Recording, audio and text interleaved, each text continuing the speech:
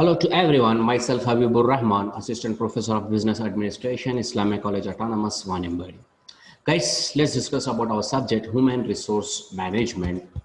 Unit 1, differences between personnel management and HRM and environment of HRM. Differences between personnel management and human resource management. Guys, I already told you our subject, human resource management, was previously called as personnel management. At present market, we called it as human resource management. Let's see what are the differences and what are the innovations we did from personnel management to human resource management. Personnel management, point number 1, speaks about, it means management of people employed.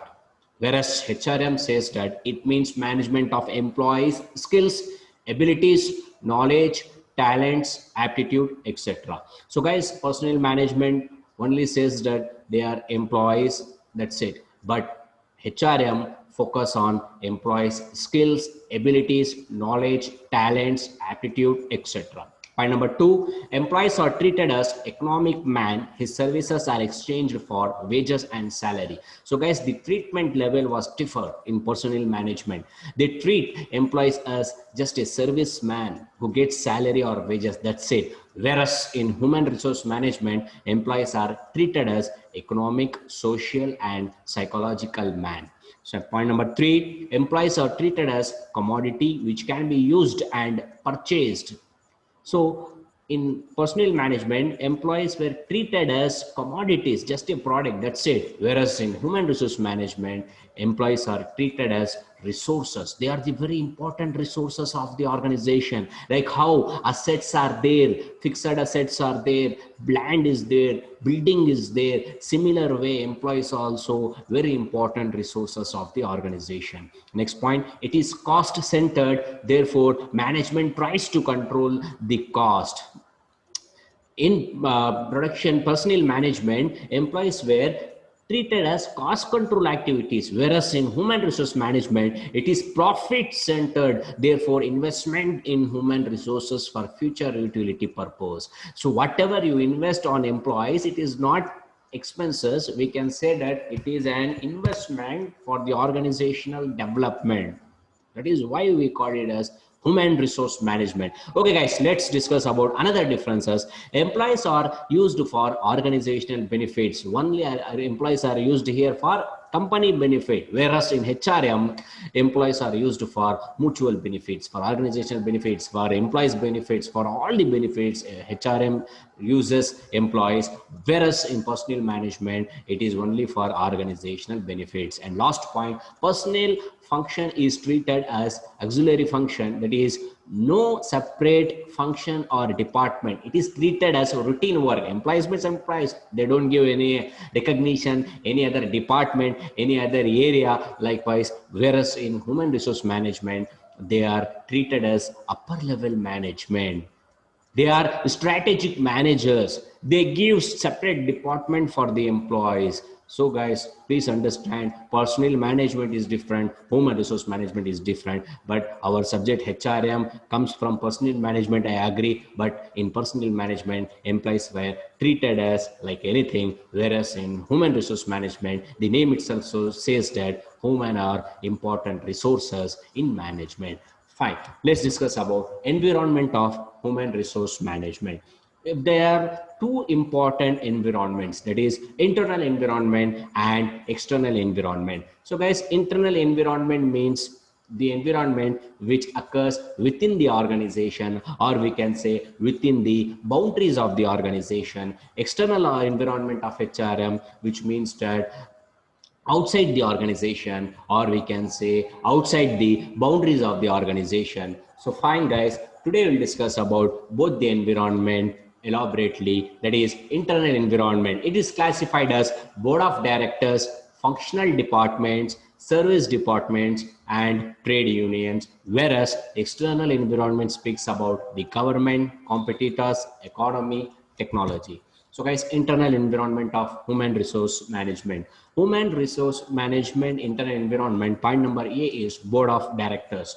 Human resource management is led by the powers granted by the board of directors. The board of directors directs the HRM in all its functions, and it is the duty of the HR manager to inform the board of directors about the existing rules and regulations of government in connection with the labor activities in the organization. Both the management and the HR manager are jointly responsible for the violation of any labor laws. So guys, board of directors, nothing but top level management. Whatever the instructions they give, you have to follow in an organization. You don't have any excuses, because they know rules and regulations of the government, norms, terms and conditions of the government. Based on it, they frame certain task to you, and you have to obey it, and you have to follow it without fail. And point number B speaks about functional departments. The HR manager is constantly approached by the functional department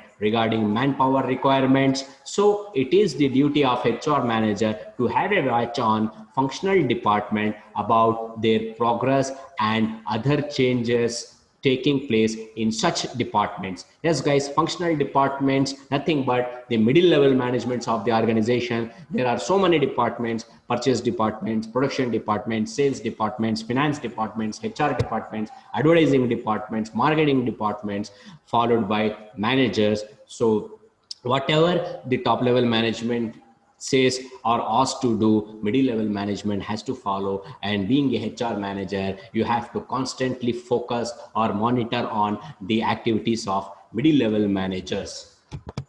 Point number C, service departments. The HRM is mainly influenced by its own staff members and the administrative officers, because HRM contacts the outside workers only through administrative selection. So the administrative section must always be informed about the activities of HRM. Yes guys, how they recruit the employees, how they select the employees, that is what important role of the human resource management, and they need to inform about their selection process to the employees of the organization. That is what they can provide so much of services to different kinds of people. And point number D speaks about trade union. In India, trade union plays a major role in altering or modify the recruitment and selection decisions of the management. So the HRM must always keep in mind the problems are likely to be created by the trade union. Yes guys, trade union is the union which is framed only to support the employees of the organization. So being a HR manager, your duty is you have to inform trade union about the selection process properly. Then only there will be mutual cooperation between you and trade union of an organization. So guys, let's discuss about external environment of HRM. I already told you external environment means outside the organization, or we can say outside the boundaries of the organization. Point number A, the government. Government is an important external factor which influences the activities of the HRM. The HRM has to follow various rules and regulations of the government in connection with the appointment, compensation, and maintenance of workers in the organization. Yes guys, internal environment we can easily change, whereas external environment, it is not very easy to change. You have to follow whatever your external environment says. That is point number 1 itself says that government frame rules and regulations, all the companies has to follow. Being a HR manager, you have to focus on employees or labor laws, rules and regulations properly. What about the employees compensation, wages, salaries, incentives, and so on.